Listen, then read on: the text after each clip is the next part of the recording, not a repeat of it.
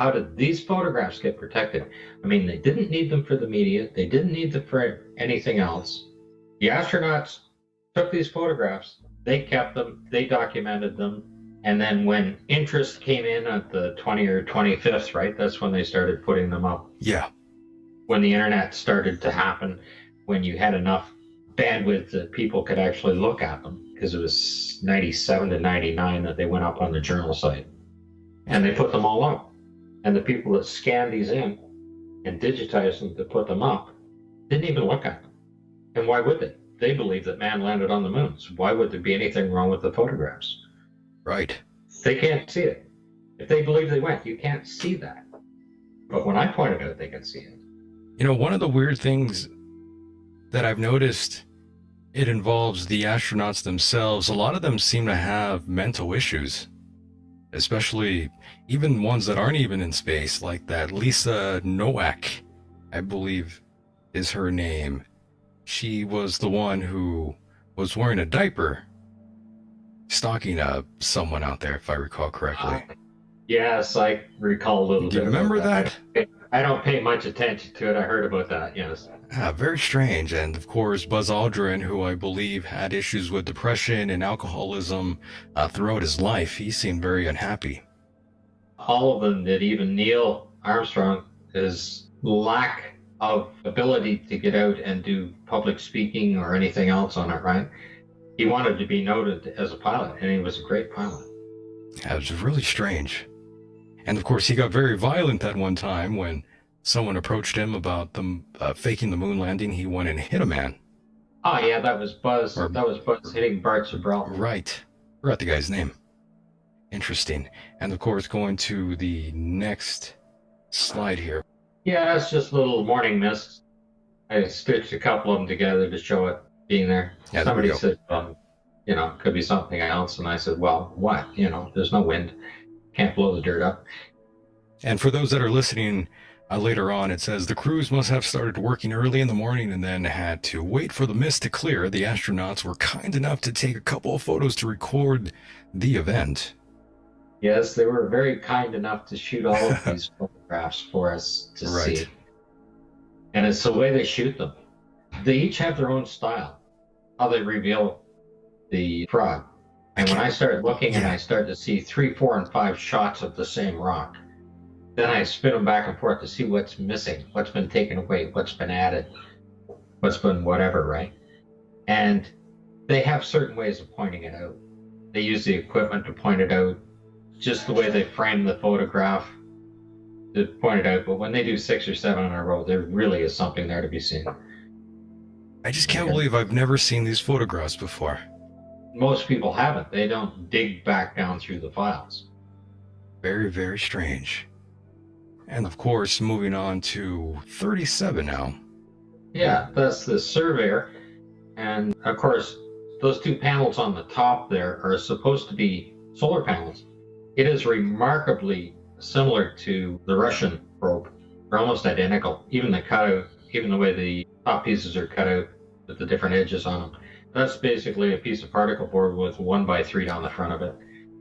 And then on the right-hand lower side there's a close-up, and those are the top panels with water laying on it, and the ones curled up with the plastic peeling back on it. And of course, Scott, to completely get you off the whole topic of the Apollo space missions, I was just very curious about this. This is a completely side note here, but I'm very curious. Outside of the Apollo missions, are there any other events that you found suspicious? Anything that doesn't fit the official narrative? All these things that we've experienced since the moon hoax. If you consider that the number of satellites they claim to be in space, providing communications, you know, whether it's your cell phone or your TV or whatever it is, right? Right. Okay. I don't believe that those satellites are there. I mean, Arthur C. Clarke was a fiction writer, and he in fact worked out how the speed of a satellite and the distance away from the Earth at the equator would be to create a stationary object in space that would stay over one area of the Earth as it rotates. So it matches the speed of the rotation of the Earth at the same time. And that's how you create the Clark belt at 23,700 miles at 3.07 kilometers per second, is what he worked it out to be. But he had no idea that it's in the middle of the Van Allen belt, in the middle of the second belt. And every solar event that happens is going to destroy any piece of equipment that's out there, even if it's able to survive at a solar minimum. Just a simple example, in 1989, the eastern seaboard of North America was completely blacked out because of a solar event, right? A solar flare. All of that equipment, all of your TV, your satellite, everything else was all repaired, and there wasn't one launch. All the equipment and everything was brought back online by ground crews only. There were no launches. So what satellites were lost? They couldn't possibly have survived it if the equipment on Earth was not good. Amazing. Well, that's just another example of water on top of the machine. Just close up. Ah, yes, I see that now. But this photograph is supposed to be taken in a docking sequence when they were docking and undocking before they went into translunar injection, when they're still orbiting the Earth. That's when that photograph was supposed to be taken. Understood. The next one is even more damning, though. When you have a rain guard, a plastic rain guard, duct taped onto the side of your window, and then on the right-hand side, okay, that's the same window from the inside, but that particular photograph on the right-hand side is supposed to be taken halfway to the moon. So you are technically in zero gravity, and the water is running down the window in zero gravity. I don't know how it can run anywhere. I know. I'm very curious as to why there's moisture there. Yeah, and it's in between the two layers of glass. And if it's in between the two layers of glass, means the seal is broken on the glass, so you wouldn't be able to, if the water can get in, the air can get out. You'd be in a vacuum in a right hurry. That's what you'd be. Yes, and again, Scott, I'm just baffled by this photograph, thinking, why would they even let that out there to the public? That photograph kind of drives it home as well. Well, when you have disgruntled astronauts and it starts raining and they have to take a break and they still have their camera with them when they step inside out of the rain, waiting for it to stop, that's Apollo 12 on the right. That is what's going to happen. You have disgruntled employees and they're going to document it. They're going to do some very permanent damage to your program. I could buy that because it's just like the movie industry out there. Lots of issues with pirating films, and most of the time, well, 99% of the time, those leaks are coming from disgruntled employees as well. Yeah, exactly. Driving it home there, Scott. If you think you can deal with 60 alpha males, amazing. Like these guys are test pilots. You can't threaten to kill them. Right. They do that every day. Yes, and of course we do have now the slide 40 now up of the beer can there. Well, it's just sitting up on that pile. Somebody put it up there as a prop to be put into a shot, right? And I picked it out. The blow up I have on the right-hand side has not been enhanced. It's just a blowing up of the actual photograph. The can is sitting there on the left. There's no footprints around it, nothing. It was there. They set it up on the stage when they shotcreted everything down and put lunar dust on it. Very interesting. And Scott, I did want to ask you another side question that does relate to all of this, but that is with the red planet Mars. It seems like there's been lots of discussion about Mars as well as of the last couple, maybe 5 years now. Lots of talk about Mars. Lots of ideas of wanting to go to the big red planet out there. I was actually wondering what your, I guess, perception was of the very famous faces of Mars. If you remember back in the early 90s, all over tabloids, when you would go to Vaughn's, you'd see the faces of Mars all over the place on those tabloids. Your take? Yeah, the faces themselves could be anomalies, whether they're physical structures, the theory that we may have migrated from Mars to here when it became unsuitable to live. Right. I mean, over billions of years, it may have been possible. You can't say no to it. You can't prove it either way. It's a good theory. It makes sense. There's some very interesting photos. If you, well, I'm sure you've looked at them. I've looked at the photos. Yeah, there's some great shots. There, I mean, the reason they want to push for a Mars mission, right? Because our cameras and our telescopes reading is so good, we might eventually be able to see what's going on the moon. So if you go that much farther out, it's just a little dot in the sky. We can never prove either way, right? They have the CGI. They can do all the CGI they want. We can't get in close enough to say that it's not Mars. The moon, we're getting that close. Some of the amateur photographers with their cameras and with their telescopes are getting the most beautiful images of the moon now, very close up. Oh yes, there's some lovely photos, just of everything in general having to do with space. Such amazing photographs out there. And of course now we do have slide 41 up now. Slide 41, that's Apollo 14, which you're looking at. This is just another part of the junkyard, and where I put the arrows on the left-hand picture are the two separate cars in the middle. There's two cars sitting on their side there, shotcreted in. And then, of course, on the top one, there's, I don't know if it's a rocket. It looks like it has a missile with canards on it or whatever, little wings at the front standing up there. And it's painted in. Perfectly round ball painted in on it.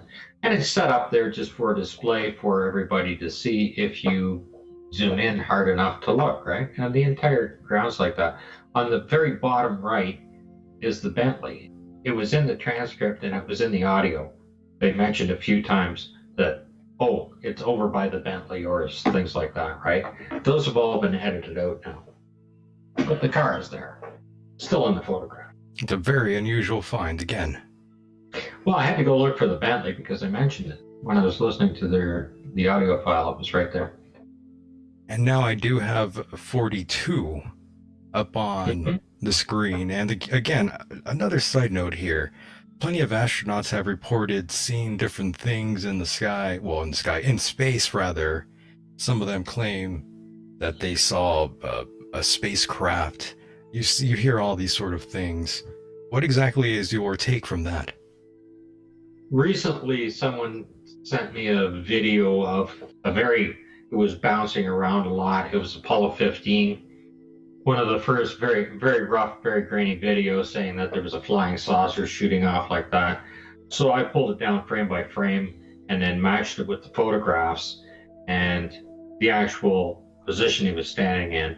The white oval object that you're looking at was the top of the next mountain. And it's just because the camera is bouncing around a lot. I sent it out to the guy that sent it to me and he posted it saying, that isn't it, right? It was an interesting video. I hadn't seen it before, but it was just, I don't know where it came from. It was right after they accidentally dropped it. Ah, okay. So they were getting out, and they weren't even supposed to be out at that time because they did a stand-up EDI instead. But that's what I think about UFOs that were so-called spotted by the astronauts on the moon, because of course they were never on the moon. Right. They were still in Arizona. Amazing. And now we are skipping a little bit ahead here to slide 46. Okay. Great photo again. They've taken a rock here, one of their movie set rocks, and it's either plaster or concrete or whatever, and on the left-hand side, they've picked it up to show you, so I put the arrows along there to show you how they sprayed the shotcrete over top of that to create the effect that it was a lunar rock. And on the right-hand side is a close-up where the bottom arrow is on the left. There's actually rope. There's a bar there, and there's rope tied around it all the way down.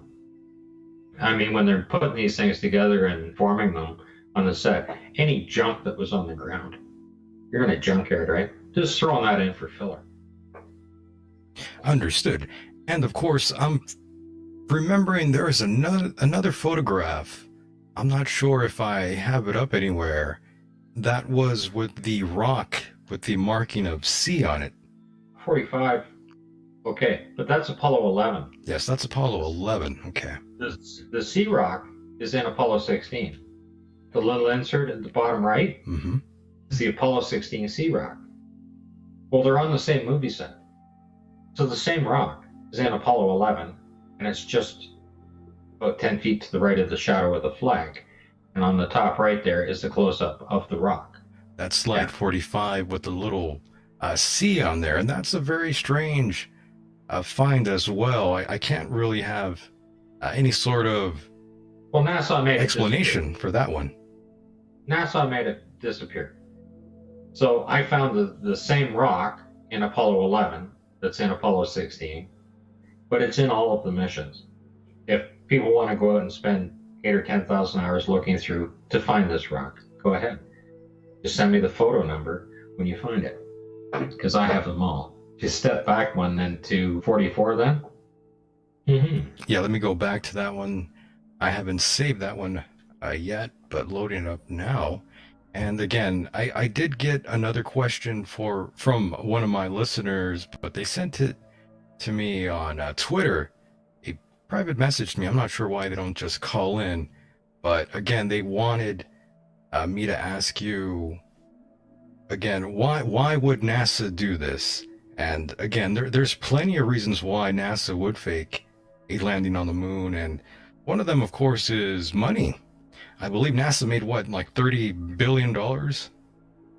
They spent that much money, but they sell their technology that they don't have, so they're getting back $10 on every dollar that is invested. That's not small chump change. Not at all. Anybody that says, oh, the sea rock could be a hair on the magazine or whatever, this is a ball bag for a golf course. There's GC on the bottom of it. Yep, I see that. Yeah, I work on a golf course. I know exactly what they are. They're like little miniature golf bags, right? And they're just the ball bags where you grab 100 balls to go at the driving range. You have the handle on the side, you put the balls in. That's exactly what it is.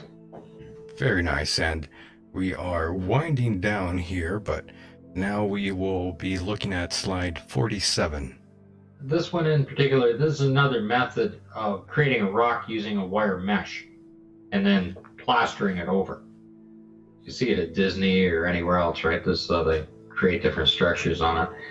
So on the right-hand side, the blow up, of course, the astronaut is pointing it out using the tongs there. There's a little rake tong.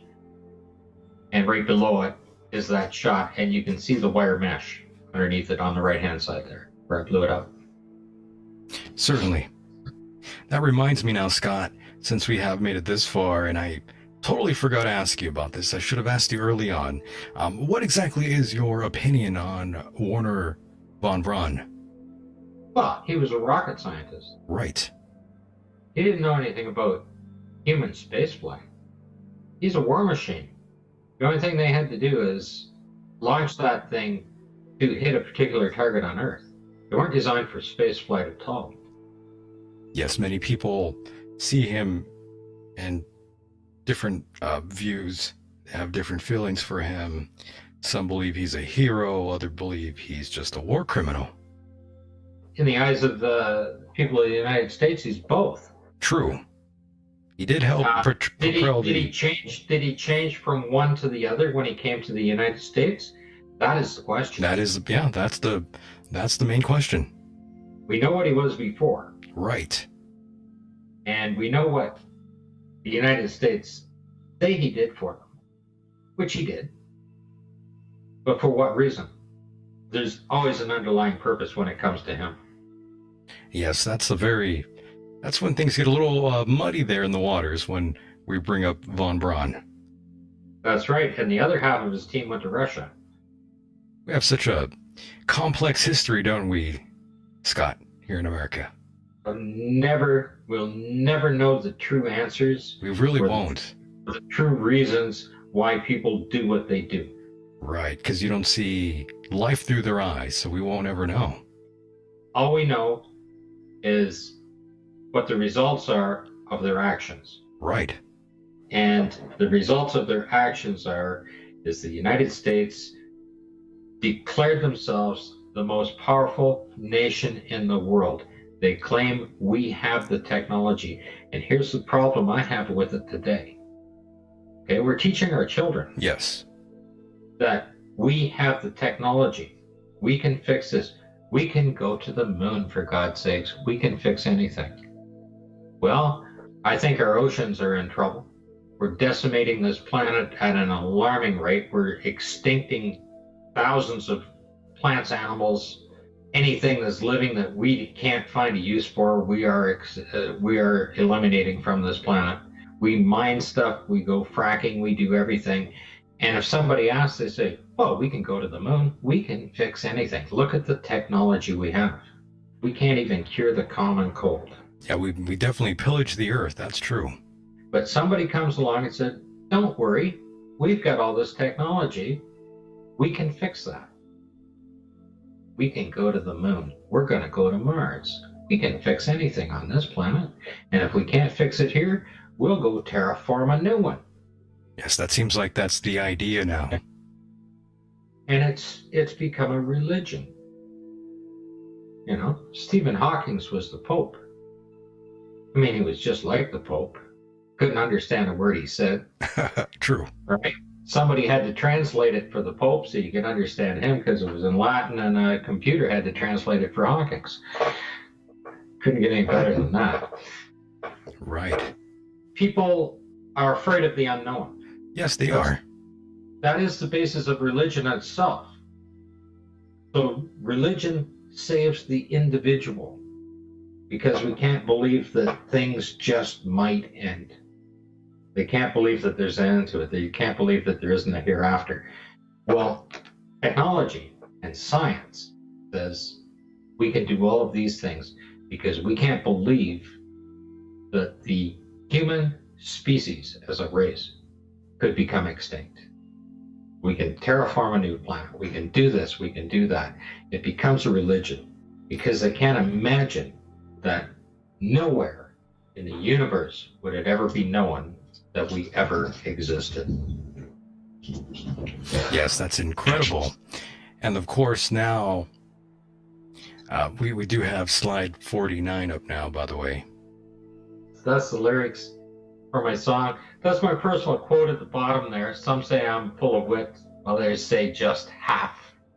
People call me a half-wit, I guess. So take me on your spaceship and we'll have a good old laugh. We'll go walking on the moon.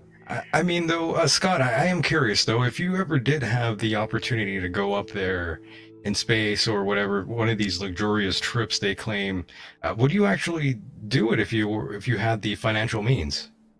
Oh, absolutely. Not afraid of heights, I see. I would love to take an orbit around. I'm too terrified. I would love to do that, Scott. That's like a once-in-a-lifetime opportunity, but someone like myself, I would actually love to do even the 100-mile that they're offering, like SpaceX and that, right? It'd be beautiful, though, no doubt. I mean, you'd be high enough you'd see the curvature. Right. It would solve a lot of things that way, right? Answer the questions. You'd see the technology that it would take to get just the first 100 miles up. And you'd understand that you can't go any farther. Like you're already at 100 miles, you're at a torque value of 10 to the minus 5. I don't know how you would structure that to get to that level because it's got to be quite a few feet thick. I agree. Just to hold the pressure. Like if the Sandusky vacuum chamber is 10 feet thick at a torque value of 10 to the minus 6.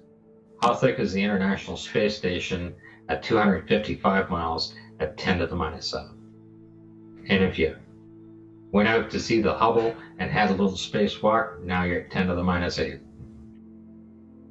How thick is that spacesuit? The Glenn Research Center vacuum center, chamber. Now, when you're on the surface of the moon, you're at a torque value of 10 to the minus 11. And the image on the right can only handle 10 to the minus 6. Pretty much says it all. Certainly does. Certainly does. And of course, we will skip a little bit ahead here and we will go to, I believe this is slide 59. Tell me about that one. These are the flight paths to and from the moon, as they are now stated.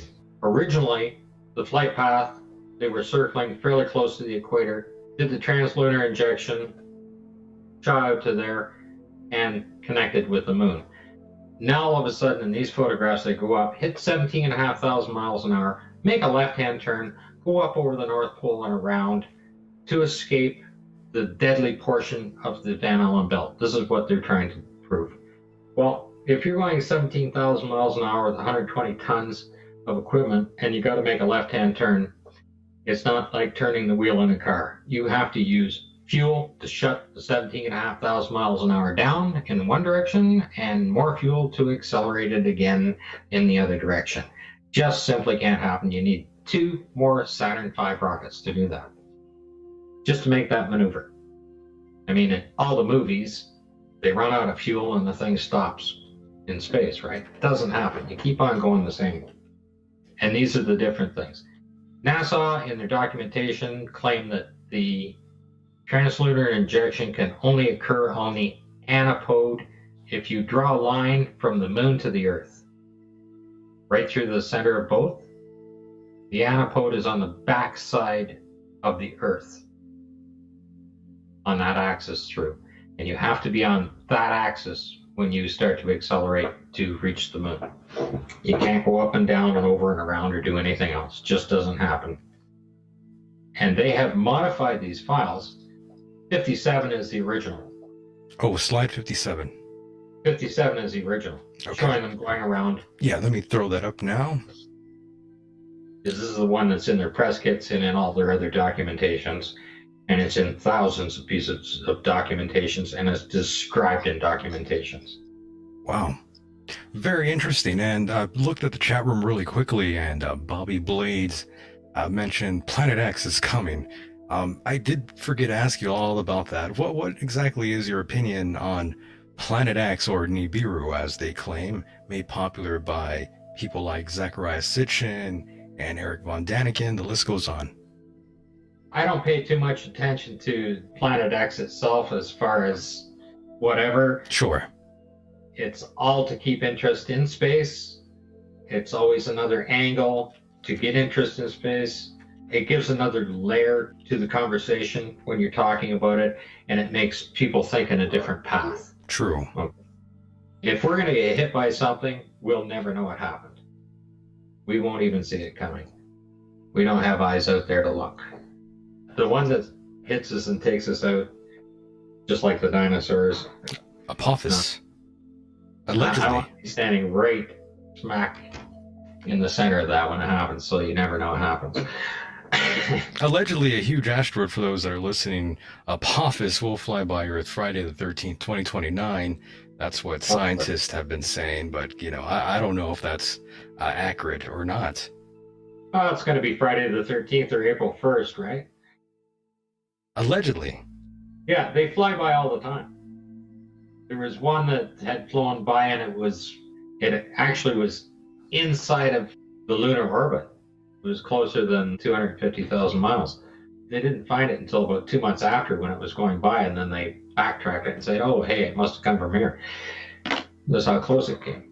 By the way, on a complete side note, in regards to, you know, like, let's say, for example, Neil Armstrong, Buzz Aldrin, like Michael Collins, if you ever had the opportunity to talk to them one-on-one, what would you say to these individuals? I'm very curious what your take would be. I would thank them for their dedication to and service for their country, for their military, and for the duty that they did. I mean, they didn't choose to do this. They didn't go out and say, I'm going to go out and create this fraud. Right. They were sucked into it. They were victims.